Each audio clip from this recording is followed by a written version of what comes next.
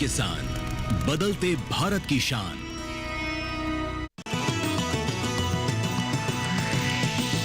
DD किसान, बदलते भारत की शान।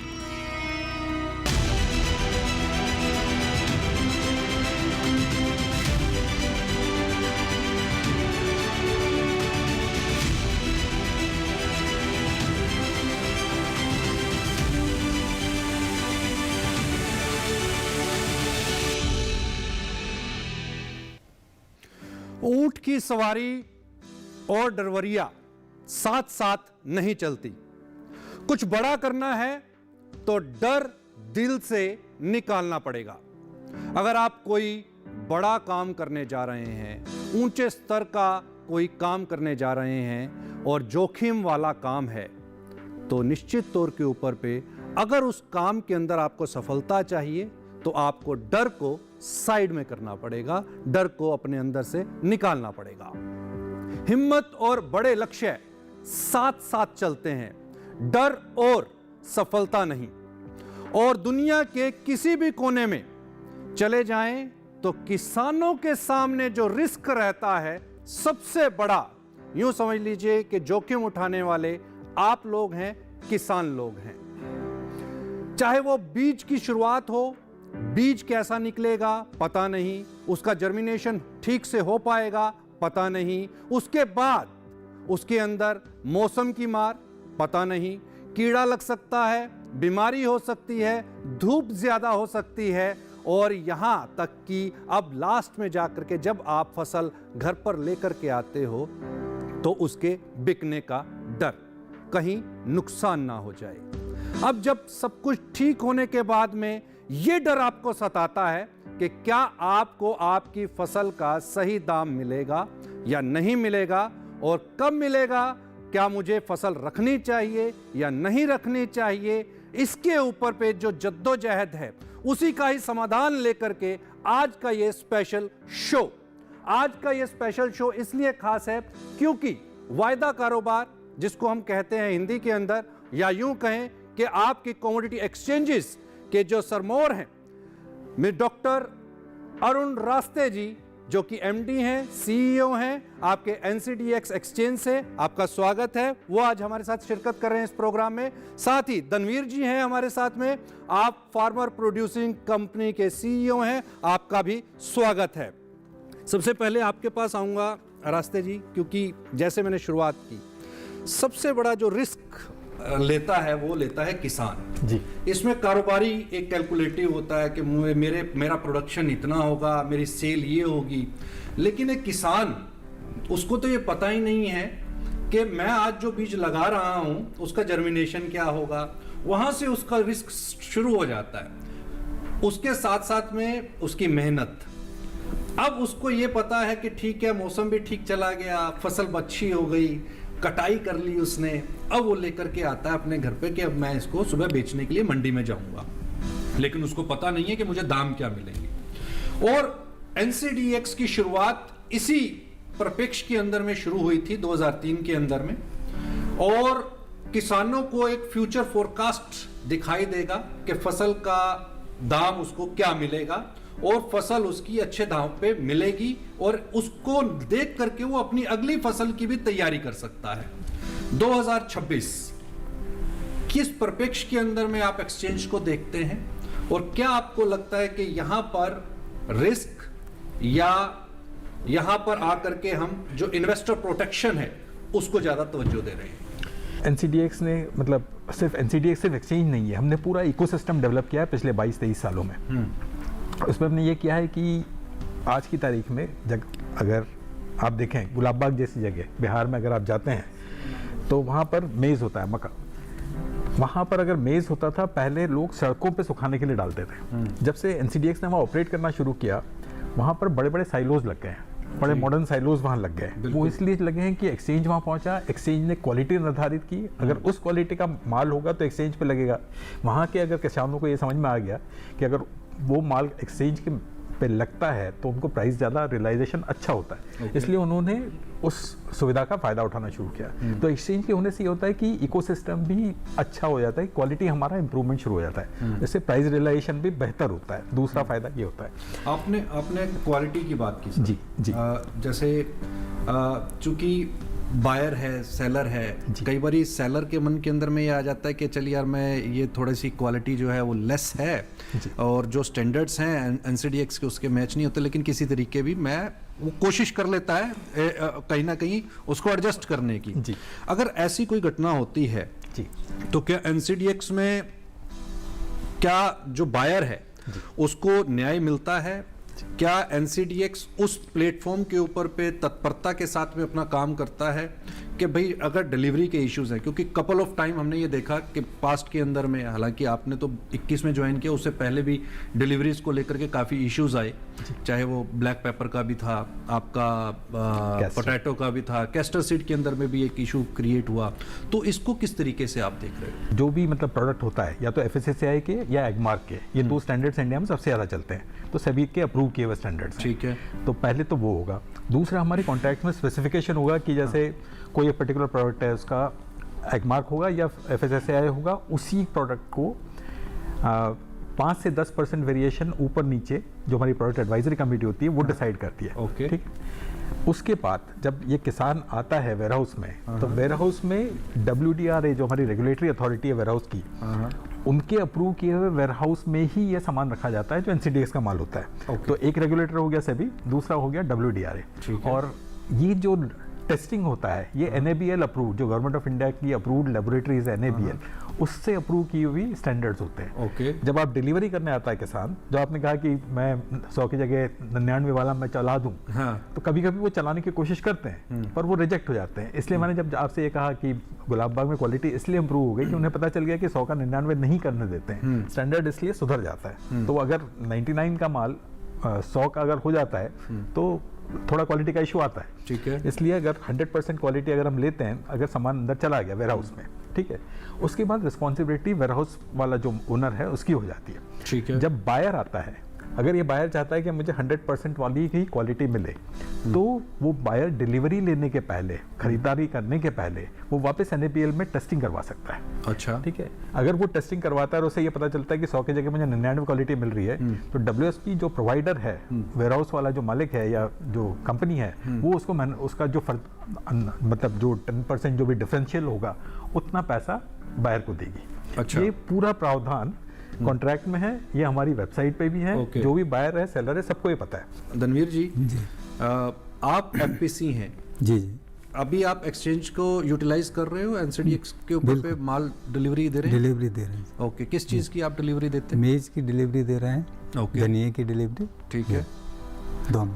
रास्ते जी, एक प्रॉब्लम क्या देखने को मिलती है कि भारत के जो किसान हैं उनका जो लैंड बैंक है, अगर हम देखें तो 1 एकड़ से भी कम का है। Yes. ठीक है जी।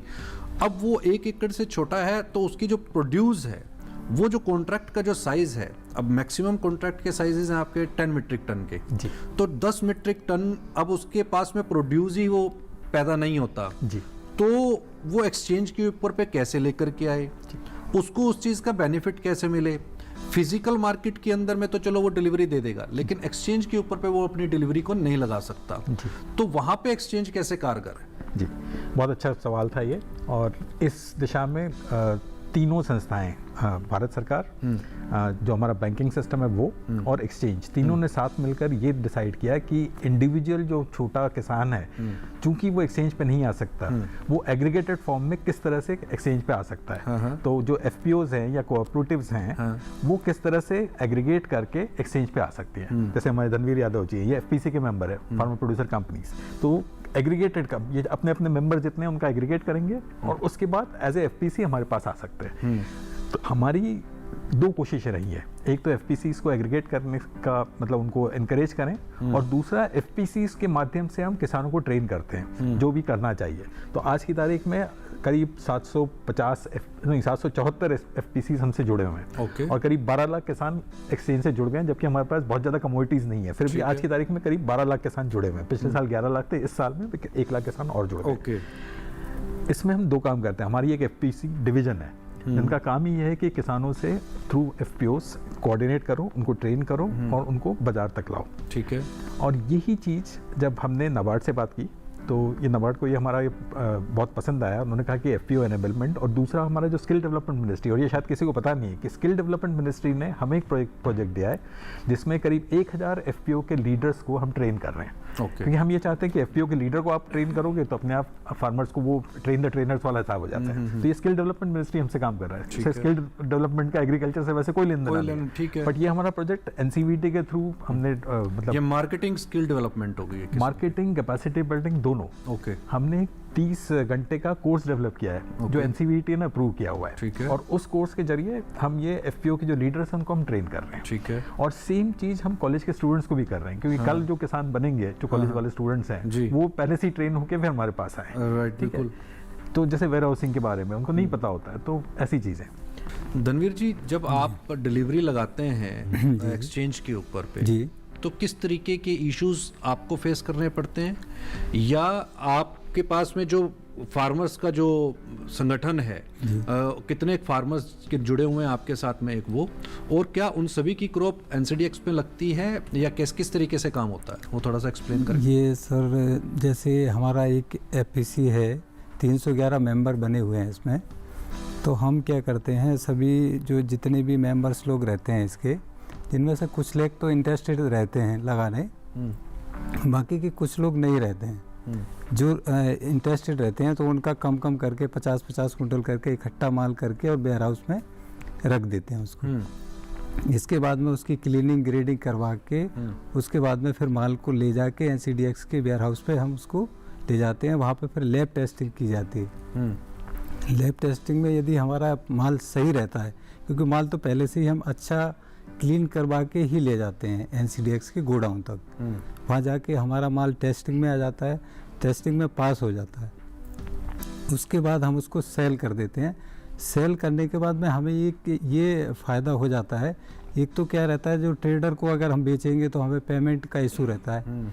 यहाँ पे जब माल हमारा लग गया, उसके बाद में 22 तारीख को हमारा जितना भी पेमेंट है 22 तारीख को हमारे खाते में डेबिट हो जाता है। तो हमारा ये रिस्क बहुत मिनिमाइज हो जाता है कि हमें रिस्क रहता ही नहीं है बिल्कुल। और जो हमारे छोटे छोटे किसान हैं वो माल को लेके आते हैं हमारे पास, हम इकट्ठा गाड़ी में लोड करके एनसीडीएक्स के गोडाउन तक ले जाते हैं। जी।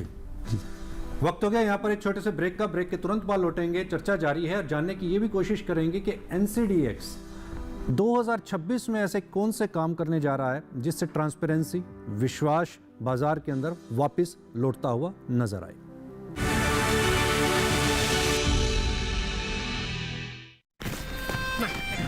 हाँ? ये देख कैसे। हैप्पी बर्थडे भाई। दिखा। हाँ, मेरा फेवरेट कलर। हमेशा शॉपिंग। आई नो माँ, बट खर्चा करने की भी यही उम्र है, राइट? सेविंग करने की भी यही उम्र है। आई नो पा, सेव करो, सही जगह निवेश करो, रकम पर ब्याज मिलेगा, जिसे फिर से निवेश करने पर ब्याज मिलता रहेगा। आई नो ना। आरबीआई कहता है, करो सही शुरुआत, बनो फाइनेंशियली स्मार्ट। ब्रेक के बाद एक बार फिर से स्वागत है, चर्चा जारी है। एनसीडीएक्स के एमडी एंड सीईओ हमारे साथ हैं। रास्ते जी, एक विश्वास एक्सचेंज के ऊपर पे एक समय में हमने देखा था, काफ़ी सुदृढ़ विश्वास था, लेकिन एग्रीकल्चर के अंदर में एक प्रॉब्लम बड़ी ज़बरदस्त देखने को मिली। मैन्युपुलेशंस के तो इश्यूज आए ही, लेकिन उसके साथ साथ हमने ये देखा कि जब भी किसी कमोडिटी के अंदर में प्राइस बढ़ता है तो सरकार का जो डंडा है वो सबसे पहले एक्सचेंज के ऊपर पे चलता है। अब चाहे वो वीट का एग्जांपल ले लिया जाए, चाहे राइस का एग्जांपल लिया जाए, तो वीट एक टाइम में ट्रेड हो रही थी, बंद करनी पड़ी। क्या आपको लगता है कि इन सब चीज़ों से भी कहीं ना कहीं एक विश्वास जो है, जो बाजार के अंदर कारोबारियों का था या होता है, वो कहीं ना कहीं डिस्टर्ब हो जाता है और फिर से उसके ऊपर पे वर्किंग करना एक बड़ी मशक्क़त वाला काम हो जाता है। इसको आप किस नज़र से देखते हैं? देखिए, विश्वास वाली जो बात है, तो पिछले 5 साल से जब से मैं हूँ तब से तो ये देख रहा हूँ कि हमारा जो वॉल्यूम्स था ये बढ़े ही हैं, कम नहीं हुए। वैल्यू में कम इसलिए हुए कि एग्रीकल्चर जो कमोडिटीज़ है सबके वैल्यू कम हो गए, इसलिए थोड़े कम हो गए। वॉल्यूम हमारे कम नहीं हुए हैं। दूसरी जो आपने चीज़ कही थी, जो पुराने कुछ मतलब इंसिडेंट्स हुए थे, उसके बाद रेगुलेटर भी चेंज हो गए, एफएमसी से सेबी हो गए, और सेबी के आने के बाद काफ़ी मार्केट की रेगुलेशन में काफ़ी बदलाव आए। अब पहली चीज़, जैसे अगर आप ट्रेडर्स की बात करते हैं, तो अगर आप फ्यूचर ट्रेड में अगर ट्रेड करना चाहते हैं तो आपको मार्जिन्स देना पड़ते हैं, और जैसे जैसे रिस्क प्रोफाइल बढ़ता जाता है मार्जिन्स बढ़ते जाते हैं। ठीक है, पहली चीज़ ये है। दूसरा, पोजीशन लिमिट्स होती हैं, तो एक ट्रेडर कॉर्नर नहीं कर पाए, या तो सेलिंग के लिए या बाइंग के लिए नहीं कर पाए, इसलिए हम पोजीशन लिमिट्स रखते हैं कि not more than 10%, not more than 5%, depending कितनी कमोडिटी कितनी बड़ी है उसके ऊपर हम पोजीशन लिमिट सेट करते हैं। तीसरा, हम ये भी देखते हैं कि कार्टेल बन रहा हो तो सेम साइड में अगर हम हिस्टोरिकल डेटा भी देखते हैं, करंट डेटा भी देखते हैं कि कार्टेल तो नहीं बन रहा है, उसको रोकते हैं। ओके, तो इस तरह की जो चीज़ें थी पहले नहीं हुआ करती थी, अब ये बड़ी प्रोएक्टिवली एक्सचेंज और सेबी दोनों करते हैं। हम ये कहते हैं कि एक्सचेंज तो मैसेंजर है। एक्सचेंज मतलब ये आपको बताता है कि 4 महीने बाद या 5 महीने बाद भाव बढ़ेंगे या कम होंगे। ये आपके लिए बहुत अच्छा है, सरकार के लिए भी, या जो भी निर्णय लेता है उनके लिए, कि आज की तारीख में आपको पता चल जाएगा कि फ्यूचर में जो भाव हैं वो ऊपर जा रहे हैं या नीचे जा रहे हैं, बेस्ड ऑन दैट। जैसे अगर भाव ऊपर जा रहे हैं, जैसे आप चने का उदाहरण लीजिए, अगर आप चने के भाव 4 महीने बाद ऊपर जाने वाले होंगे, अगर सरकार को आज पता चल जाए तो आज वो जाके अगर इम्पोर्ट करते हैं तो 4 महीने बाद वो कंज्यूमर की जेब में हाथ लगाने की जरूरत नहीं है। तो हमारा ये हमेशा मानना रहा है कि फ्यूचर इज ए मैसेंजर। आप मैसेंजर को अगर शूट कर दें तो आपको कोई प्राइस इंडिकेटर नहीं मिलेगा, ठीक है। और इसके लिए हमने IIM, IITs ऐसी संस्थाओं से भी काफ़ी स्टडीज़ करवाई हैं, और सभी मतलब जितनी भी हमारी स्टडीज़ है सबका एक ही निष्कर्ष निकला है कि फ्यूचर प्राइसेस का करंट इन्फ्लेशन जो होता है उससे कोई लेना देना नहीं। तो ये बड़ी बड़ी भ्रांति है, पता नहीं क्यों ये दिल्ली में थोड़ी ज़्यादा है, बॉम्बे में तो हमें नहीं दिखती। दिल्ली में ये भ्रांति है कि जो भाव बढ़ते हैं वो शेयर मार्केट कमोडिटीज़ मार्केट से बढ़ते हैं, इसलिए सबसे पहले इसे सस्पेंड कर दिया जाए। तो FPO और FPCs के लिए आपको क्या लगता है कि, क्योंकि देखिए कहीं ना कहीं अवेयरनेस, जी, वही बात आ जाती है फार्मर की अवेयरनेस। जी, अब धनवीर जी जैसे ऐसे कितने लोग होंगे जो टर्मिनल के ऊपर पे सौदा इटसेल्फ ट्रेड कर सकते हैं? जी। क्या वो टर्मिनल्स FPC और FPOs के पास भी लगेंगे क्या, NCDX के? देखिए इसमें 2 चीज़ें हैं, एक तो या तो हमारे टर्मिनल इनके पास लगे, या ये टर्मिनल चाहो वहाँ पहुँचे, राइट, ये दोनों हो सकता है। हाँ। पर इससे दूसरी बड़ी चीज़ FPCs के माध्यम से क्या हो सकता है, आज की तारीख में जो छोटा किसान होता है वो अगर, जैसे तनवीर जी ने भी उदाहरण दिया कि उसके पास 50 क्विंटल है, उसे ज़रूरत नहीं कि 50 क्विंटल पूरा का पूरा उसी समय बेच दे। वो अगर 25 क्विंटल बेच दे और 25 क्विंटल अगर 3 महीने के बाद बेचे तो उसको ज़्यादा पैसा मिल सकता है। FPC के माध्यम से हम ये करना चाह रहे हैं कि हर किसान अगर वो 50 क्विंटल उसके पास माल है, 25 क्विंटल जब ज़रूरत हो इमीडिएटली आफ्टर हार्वेस्ट बेच दे, और बाकी 25 क्विंटल अगर वो 3 महीने रख दे।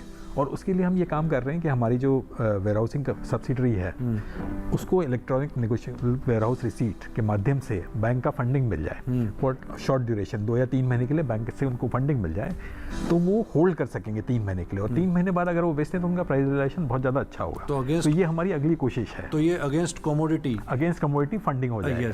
तो अभी कैसे आप धनवीर जी इसको इनिशिएट करते हो आकर के और सीधा माल बेच देते हैं, या आप स्टॉक के अंदर आपके पास ऐसा कोई इंफ्रास्ट्रक्चर है जिसमें आप स्टॉकिंग भी करते हैं? पहले क्या स्टॉक करते हैं, वेयर हाउसेस में लगा देते हैं। अच्छा, उसके बाद में फिर हाँ एक साथ तो बेचते नहीं है, पहले जितना किसानों ने बेचना है 25% माल पहले बेचते हैं, उसके बाद में फिर धीरे से फिर 25% बेचते हैं, ऐसे 3 टुकड़े करके उसको बेचते हैं। ठीक है। और एक चीज़ मैं जोड़ना चाहूँगा सर कि ये जो मंडी प्रणाली पहले से चली आ रही है, हमारे दादाजी भी पहले से खेती करते आ रहे हैं, वो भी मंडी में जाके बेचते थे। उसके बाद में पिताजी भी मंडी में जाके बेचते थे, और हम भी पहले, इससे पहले भी मंडी में जाके ही बेचते थे। उसमें तो कुछ लोग व्यापारी लोग रहते हैं, और जो नीलामी रहती है जिसको ऑक्शन बोलते हैं, तो वो नीलामी प्रक्रिया रहती है, उसमें नीलामी लगाते हैं और किसान अपना भाव पता ही नहीं रहता क्या भाव लगेगा, उसने लगा दिया 1400 या 1500 जो भी लगाया, तो उस पर दे के आना पड़ता है। वो ट्रांसपेरेंसी की वजह से ही एक्सचेंजेस हैं। हाँ, ट्रांसपेरेंसी की वजह से इसमें क्या करते हैं, इसमें हम सौदा खुद डालते हैं और फिर किसान बोल देते हैं कि इस भाव पे आपको बेचना है तो या नहीं, तो वो डलवा देते हैं सौदा, उसके बाद में बायर आता है और सौदा हमारा हो जाता है। अच्छा, आपसे एक सवाल और रास्ते जी। जी, अभी क्या जो बंद सस्पेंडेड कमोडिटीज़ हैं उसके ऊपर एक्सचेंज काम कर रही है कि उसको रिलॉन्च किया जाए? जी, ये जैसे हमने आपसे कहा कि हमने कुछ स्टडीज़ करवाई थी, उसकी जो रिपोर्ट है, इनफैक्ट जस्ट पिछले हफ्ते ही हमने जो कंसर्न हमारी मिनिस्ट्रीज़ हैं उन सभी से आग्रह किया है कि जो सस्पेंडेड कमोडिटीज़ हैं उनको वापस हमें मतलब वापस लाया जाए, ताकि उनसे ट्रेडिंग शुरू हो और जितने हमारे किसान भाई हैं उनको भी उनका फ़ायदा मिल सके। तो ये कौन सी कमोडिटी? जैसे जितने भी ऑयल सीड्स हैं और दलहन है, दलहन और तिलहन, दलहन ये और तिलहन ये दोनों मेजर। हैं। अच्छा, दालें आ सकती हैं उड़द दालें तुअर वापस आ सकती- टर्मिनल हमारी तो उम्मीद यही है, और जैसे ही आती है तो सभी किसानों को बहुत फायदा होगा उससे। बिल्कुल निश्चित तौर के ऊपर पे, और बल्कि दालें अगर आती हैं तो दालों का प्रोडक्शन भी बढ़ाने के ऊपर पे सरकार काम कर रही है। Yes. तो स्टॉक मार्केट में कब तक आपकी एंट्री हम सुनिश्चित समझें? देखिए, हम तो स्टॉक एक्सचेंज तो पहले से हैं, इक्विटीज़ में अभी तक हम नहीं थे। अब हम इसलिए जा रहे हैं कि आज की तारीख में हिंदुस्तान में 2 बड़े एक्सचेंजेस हैं। पर अगर आप इसको कंपेयर करते हैं अमेरिका जैसे देश से, अमेरिका में करीब 13 एक्सचेंजेस हैं। ठीक है। चाइना में 3 बड़े एक्सचेंजेस हैं। तो हिंदुस्तान जैसी जगह 4-5 एक्सचेंज होना लाजमी बनता है। पहली चीज़ तो ये। दूसरा, हमारे जो 2 बड़े एक्सचेंज हैं इसके माध्यम से जितने हमारे शहर के हमारे जैसे लोग हैं इनको बहुत फ़ायदा हुआ है। जो भारत की प्रगति हो रही है, इंडस्ट्रियल फ़ायदा जो हो रहा है, तो अर्बन जितनी पॉपुलेशन है सबको पहुंच गया उसका फ़ायदा थ्रू एक्सचेंजेस। स्टॉक मार्केट में लोगों ने काफ़ी पैसा बनाया, बट हमारे ग्रामीण भारत के लोगों को उसका फ़ायदा अभी तक नहीं हुआ है। इसकी 2-3 वजह हैं। जैसे आपने कहा कि टर्मिनल नहीं है वहाँ पर। हमारा एक ऐसा एक्सचेंज है कि जो टियर 2, टियर 3, टियर 4 टाउन्स में पहुंचा हुआ है। आज की तारीख में हमारे ब्रोकर्स या थ्रू एफपीसीज हम इन शहरों में पहुंचे हुए हैं। तो हम ये चाह रहे हैं कि जो हमारे भारत का जो विकास हो रहा है, जो 6 या 7% की स्पीड से भारत बढ़ रहा है इंडस्ट्रियल या सर्विसेज सेक्टर में, तो उसका फ़ायदा हमारे एग्रीकल्चर सेक्टर के जो लोग हैं उनको भी पहुँचे। अब जैसे धनवीर यादव जी जैसे लोग हैं, अगर ये इन्वेस्ट करना चाहते हैं या इनकी वाइफ इन्वेस्ट करना चाहती है, हर महीने 100 रुपये इन्वेस्ट करना चाहते हैं, तो ऐसी एसआईपी आज की तारीख में इनके पास तो कोई लेके नहीं गया है कि सिस्टमेटिक इन्वेस्टमेंट प्लान में, म्यूचुअल फंड में इनकी वाइफ 100 रुपये महीना इन्वेस्ट कर सके। ठीक है। तो हमारी कोशिश ये रहेगी कि हमारे प्लेटफॉर्म के माध्यम से हम गाँव में पहुँचें, और पहला हमारा प्रोडक्ट जो होगा वो म्यूचुअल फंड ही होगा। और हम कोशिश करेंगे कि छोटी से छोटी एसआईपी लेके इन लोगों के पास जाएं, हमारे थ्रू जितने हमारे ब्रोकर्स हैं उनके थ्रू। कब तक ऑपरेशन स्टार्ट हो जाएंगे सर? अब ये मान के चलिए कि अगला कैलेंडर ईयर हमारे लिए महत्वपूर्ण है, तो करीब अप्रैल मई में हम म्यूचुअल फंड लॉन्च करने की कोशिश करेंगे। ओके। सितंबर अक्टूबर में कोशिश करेंगे इक्विटीज, और दिसंबर जनवरी में हम कोशिश करेंगे कि हमारा इक्विटी डेरिवेटिव्स तीनों प्लेटफॉर्म में लॉन्च कर सकें। बहुत बहुत शुभकामनाएं हैं सर। धन्यवाद। बिल्कुल इस नए जर्नी के अंदर में निश्चित तौर के ऊपर पे इक्विटी का तो जिस तरीके से लगातार अवेयरनेस बढ़ा है देश के अंदर और पार्टिसिपेशन बढ़ी है, वो निश्चित तौर के ऊपर पे एक्सचेंज को एक नई कामयाबी की तरफ लेकर के जाएगी। और वक्त हो गया यहाँ पर इस समय पर सवालों और जवाबों के सिलसिले का। आज के सवाल को हम ले लेते हैं। आज का जो सवाल है वो है NCDEX, national commodity and derivative exchange, इस पर पहला सौदा कौन सी तारीख को इनिशिएट हुआ था?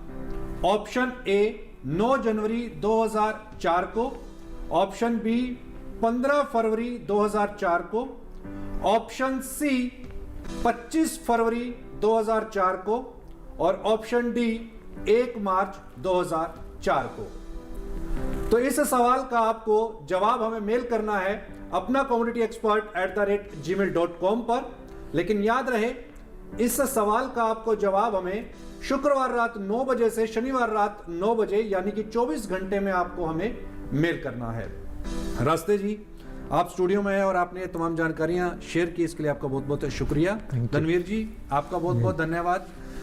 मुझे उम्मीद है सर कि एक्सचेंज के अंदर में कहीं पर भी जो भी एक ट्रांसपेरेंसी की जो कमी आई थी, निश्चित तौर के ऊपर पे, चूंकि आपने बताया कि उसके ऊपर आप काफ़ी काम कर चुके हो, सेबी भी काम कर रही है, और वो जो खोया हुआ जो विश्वास था वो निश्चित तौर के ऊपर पे लौटेगा और वॉल्यूम्स एकदम वापस से बढ़ेंगे।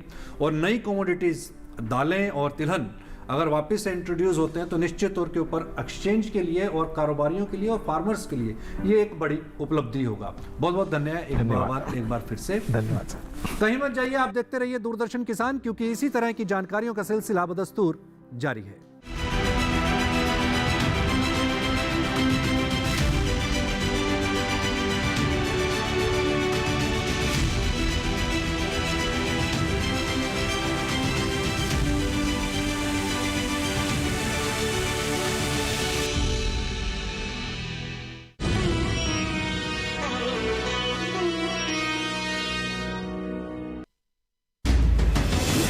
आपको आपकी फसल का सही दाम मिलेगा। NCDX उस प्लेटफॉर्म के ऊपर पे तत्परता के साथ में अपना काम करता है। तो एक्सचेंज पे होने से ये होता है कि इकोसिस्टम भी अच्छा हो जाता है, क्वालिटी हमारा इंप्रूवमेंट शुरू हो जाता है। आपके पास में जो फार्मर्स का जो संगठन है, कितने फार्मर्स के जुड़े हुए हैं आपके साथ में? माल को लेके आते हैं हमारे पास, हम इकट्ठा गाड़ी में लोड करके NCDX के गोडाउन तक ले जाते हैं। देखिए अपना कमोडिटी एक्सपर्ट हमारे खास मेहमानों के साथ इस शुक्रवार रात 9 बजे सिर्फ दूरदर्शन किसान पर। नजर डालते हैं देश के बड़े शहरों की वायु गुणवत्ता पर। सबसे पहले बात करते हैं दिल्ली की, जहां वायु गुणवत्ता अधिक खराब रही। यहां गुणवत्ता सूचकांक 325 दर्ज किया गया। पुणे की वायु गुणवत्ता कम खराब की श्रेणी में रही। यहां का वायु गुणवत्ता सूचकांक 212 दर्ज हुआ। मुंबई की बात करें तो यहां की वायु गुणवत्ता औसत की श्रेणी में रही। मुंबई में वायु गुणवत्ता सूचकांक 124 रहा। कोलकाता में वायु गुणवत्ता सूचकांक 198 दर्ज किया गया, जो कि औसत की श्रेणी में है। बेंगलुरु में वायु गुणवत्ता सूचकांक 69 दर्ज किया गया, जो संतोषजनक श्रेणी में आता है। लखनऊ में वायु की गुणवत्ता औसत रही। यहां वायु गुणवत्ता सूचकांक 151 दर्ज हुआ। पटना में वायु गुणवत्ता सूचकांक 147 रहा, जो कि औसत श्रेणी में है। उधर हैदराबाद में वायु गुणवत्ता सूचकांक 108 रहा, जो कि औसत की ही श्रेणी में आता है। अहमदाबाद में भी वायु की गुणवत्ता औसत रही। यहां वायु गुणवत्ता सूचकांक 118 दर्ज किया गया। कृपया अपनी सेहत का ध्यान रखें। हम फिर मिलेंगे, तब तक के लिए नमस्कार।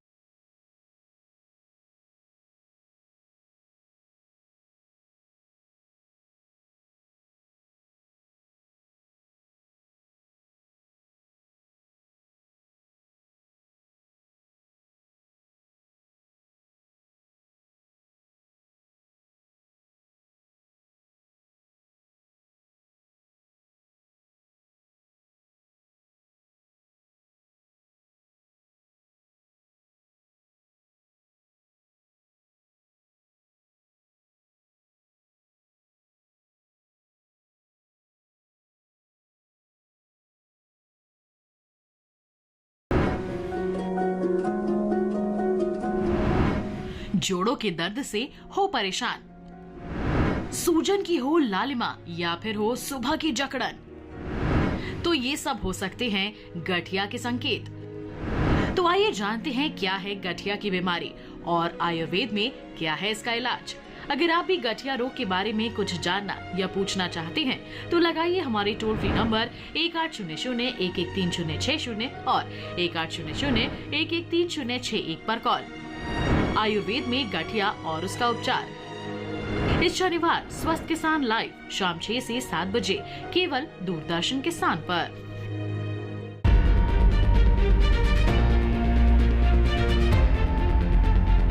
सर्दियों में कैसे सुरक्षित करें मुर्गी पालन, कौन से हैं संभावित रोग, क्या हो सकते हैं रोग के कारण और कब ले पशु चिकित्सक की सलाह। बेहतर जानकारी के लिए देखिए सर्दियों में मुर्गियों में होने वाले रोग, कारण और बचाव। इस रविवार शाम 6:30 पर कार्यक्रम अपना पशु चिकित्सक लाइव।